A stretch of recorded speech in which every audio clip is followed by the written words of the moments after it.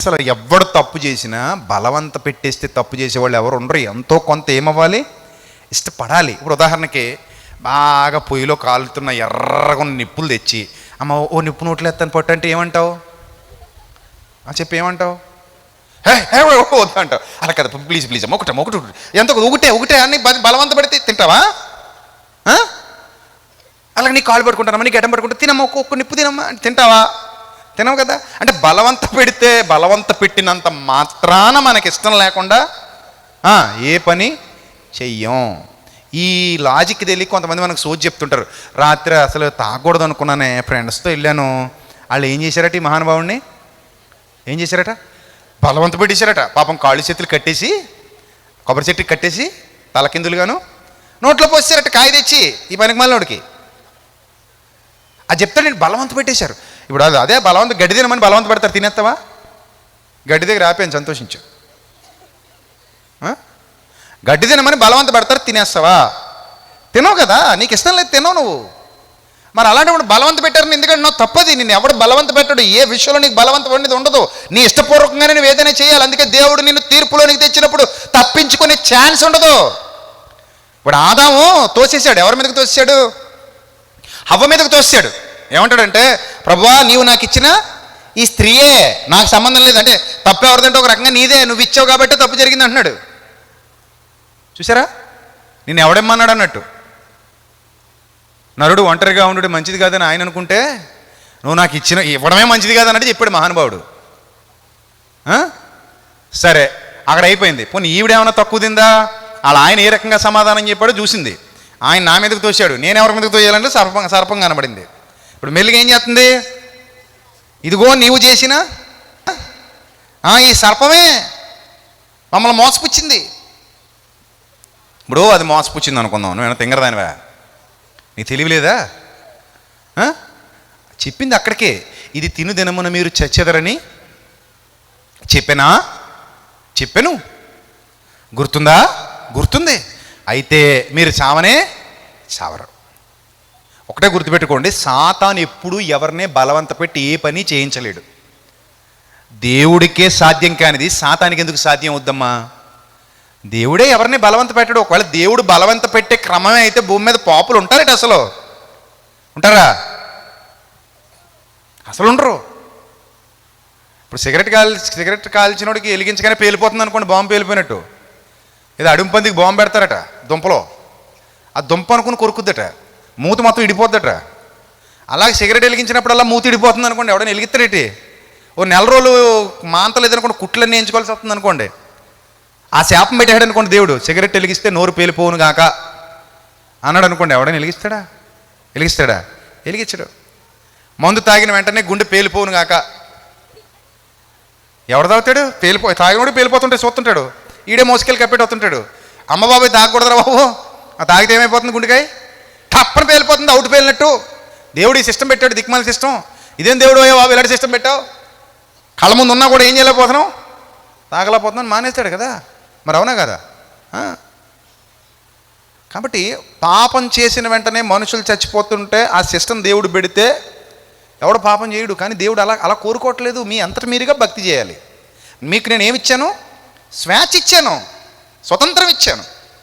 సాతాను కూడా అంతే, ప్రేరేపిస్తాడు. నువ్వు ఒప్పుకుంటే నీ చేత తప్పు చేయిస్తాడు, నువ్వు ఒప్పుకోకపోతే సాతాను కూడా నీ చేత తప్పు చేయించలేడు. అలాగైతే అయ్యి బాబాయ్ భక్తులందరినీ ఎప్పుడో నరకానికి పంపేద్దురాడు. మరి యోసేపుకు ప్రేరణ ఇచ్చాడే లేదా? పొతిఫర్ భార్య వచ్చి రోజు ఇదే పని అట్టు పాపం మా తల్లికి, ఇంక పనేమి లేదు ఆవిడికి. ఇంకా యోసేపుకి ఎరయడమే. కొంచెం అందంగా ఉంటాడట కుర్రాడు, అందగాడు ఆయన. ఇంకా అందగాడి మీద కన్నేసింది. ఇంకా రోజు ఇబ్బంది పెడతానే ఉంది, ఒంటరిగా దొరికినప్పుడల్లా మాట్లాడుతూనే ఉంది, రెచ్చగొడతానే ఉంది, సైగలు చేస్తానే ఉంది, శోధిస్తానే ఉంది. ఎంత శోధించినా ఒక్కరోజు కూడా ఆ యవనస్తుడు ఆ స్త్రీ యొక్క వలలో పడలేదు. ఇప్పుడు ఇక్కడ 2 ఛాన్సెస్ ఉన్నాయి. ఒకటి, పడాలంటే పడొచ్చు, పడకూడదంటే పడకుండా ఉండొచ్చు. ఛాన్స్ ఎవరిది? యోసేపుది.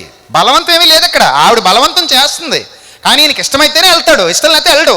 అమ్మో నేను ఇంత ఘోరమైన తప్పిదం చేసి నా దేవుడి దృష్టికి నేను ఎలాగూ పాపిని కావాలి, నేను పాపిని కాలేను అని ఆమె కోరికను బలంగా త్రిప్పికొట్టాడు. అక్కడికి వదలలేదట. ఒకరోజు గదిలోకి వెళ్తే ఏదో పని మీద బెడ్రూమ్లోకి వెళ్ళాడట. పాపం పట్టేసుకుందట, గట్టిగా వదలకుండా పట్టేసుకుంది, నాతో సైనించని. అక్కడికి చాలా విదిలించుకున్నాడు. అప్పుడు ఇంకో పైన ఉన్న వస్త్రం పట్టుకు లాగేసింది, ఆ చొక్కా తీసేసింది. ఇక చివరికి ఆ చొక్కా వదిలేసి పారిపోయాడు. పారిపోతే ఒళ్ళు మండిపోయి ఆ చొక్కాని ఆధారంగా చూపెట్టిందట. చూసావా, బట్టలు ఇప్పి నా మీద పడ్డాడు, ఇదిగో బట్టలు ఎక్కడ వదిలేసిపోయాడు, నేను గట్టిగా కేకలేస్తే. Scene create అయిపోద్దా అవదా? ఏది నమ్ముతారు? చొక్కా దొరికేసింది అక్కడ, ఈయనేమో బట్టలు లేకుండా బయటికి పరిగెత్తాడు. ఈ జనం ఏది నమ్ముతారు? కోర్టుకి ఏం కావాలి? సాక్ష్యాధారాలు కావాలి. ఇప్పుడు సాక్ష్యాధారాలు యోసేపు మీద ఎలాగున్నాయి? బలంగా ఉన్నాయి. ఇంతకీ చెప్పింది ఎవరు? అధికారి భార్య. ఏదో సామాన్య స్త్రీ చెప్తే పోనీ కొంచెం ఆలోచిస్తారేమో, ఇంక ఈవిడ చెప్తే ఆలోచించడాలు ఏవి ఉండవు. ఎందుకంటే పోతీఫర్ భార్య కేసు పెట్టిందనమాట, ఒక రకంగా రేప్ కేసు. ఎవరి మీద? యోసేపు మీద. బట్టలిప్పి మీద పడిపోయాడు, నేను గట్టిగా అరిస్తే పారిపోయాడు, అదిగో చొక్కా వదిలేశాడు, వీడు దుర్మార్గుడు అనేసరికి అందరూ అదే నమ్మేశారు. చివరికి ఆయన తీసుకెళ్ళి జైల్లో పడేశారు. ఎన్నాళ్ళు జైల్లో ఉన్నాడట మహానుభావుడు? దాదాపు 2 ఏళ్ళు ఉన్నాడట జైల్లో. సంఖ్యలు అతన్ని బాధించాయి 2 ఏళ్ల పాటు.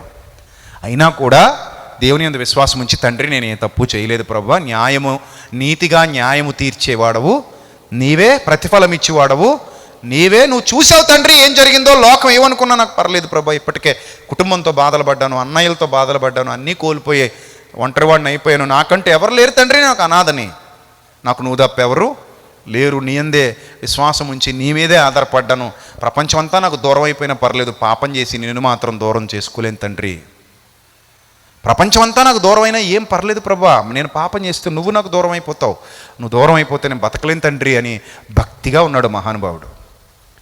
ఎంత భక్తిగా ఉన్నాడో అంత దీవెన అతని మీదకి వచ్చింది, ఎంత భక్తిగా ఉన్నాడో అంత ఆశీర్వాదం అతని మీదకి వచ్చింది.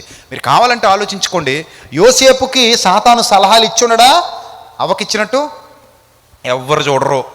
హాయిగా ఆవిడ మాట విను, ఆవిడతో సైనించు, ఎలాగని ఆ యజమానుని భార్య నేను ఇంకా బాగా చూసుకుంటుంది, నీకు ఏ రిస్క్ ఉండదు, నీకు ఏ ఇబ్బంది ఉండదు, ఇప్పటికే ఎన్నో కష్టాలు అనుభవించేశావు, అయిన వాళ్ళందరినీ దూరం చేసుకున్నావు, నా అన్న వాళ్ళే నిన్ను మోసం చేశారు, నీ అన్నలే నిన్ను చంపాలని చూశారు, ఇంత మంచి అవకాశం మళ్ళీ రాదు, అది నీ యజమానురాలే నిన్ను కావాలని కోరుకుంటుంది, కోరుకోరు వచ్చింది నీ దగ్గరికి, వదులుకోకో వెళ్ళిపో అని దిక్కుమాలిన సలహా అపవాదిస్తాడే ఇవిడ? ఖచ్చితంగా ఇస్తాడు. కానీ దేవుని వాక్యం ఉంటుంది లోపల, ఆ వాక్యంతో దేవుడు అంటాడు, నాయనా వద్దు, నీకు ఇంతకంటే మంచి జీవితం ఇవ్వబోతున్నాను, మంచి భార్యను నీకు సిద్ధం చేశాను, ఈ పాపిష్టి పనిలో పడిపోకు, ఎందుకంటే దీనివల్ల నీ ప్రాణం పోతుంది, రెండోది నా యొక్క సత్యానికి దూరం అయిపోతావు, నా యొక్క కృప నిన్ను విడిచిపెట్టి వెళ్ళిపోతుంది, పాపాత్ముడు అన్న పేరు నీకుండిపోతుంది, నిత్య జీవాన్ని కోల్పోతావు, నిత్య సంతోషాన్ని కోల్పోతావు, త్వరలో నిన్ను గొప్పగా హెచ్చించబోతున్నాను, ఆ హెచ్చింపు కోల్పోతావు, త్వరలో నిన్ను గొప్పగా ఆశీర్వదించబోతున్నాను, ఆ ఆశీర్వాదాన్ని కోల్పోతావు, ఇవన్నీ పోగొట్టుకొని 5 నిమిషాల సుఖం ఇది. సో నువ్వు ఒకవేళ పాపం చేస్తే నా కృపను కోల్పోతావు, నా దయను కోల్పోతావు, కనుక అది చెయ్యొద్దు అని దేవుడి స్వరం కూడా వినబడుతుంది. ఇప్పుడు మీకు ఎలాగైతే దేవుని స్వరం వినబడుతుందో అలాగే దేవుని స్వరం యోసేపుకు కూడా వినబడుతుంది.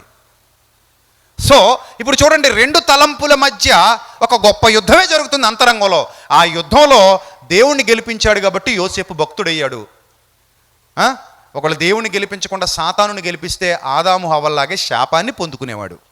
ఇప్పుడు మీ జీవితం కూడా మీరు ఒకసారి ఆలోచించుకోండి. ఈ రాత్రికాల సమయంలో నేను మీ విజ్ఞతకే విడిచిపెడుతున్నాను. నువ్వు దేవునికి తెలిసేలా బతకాలనుకుంటున్నావా?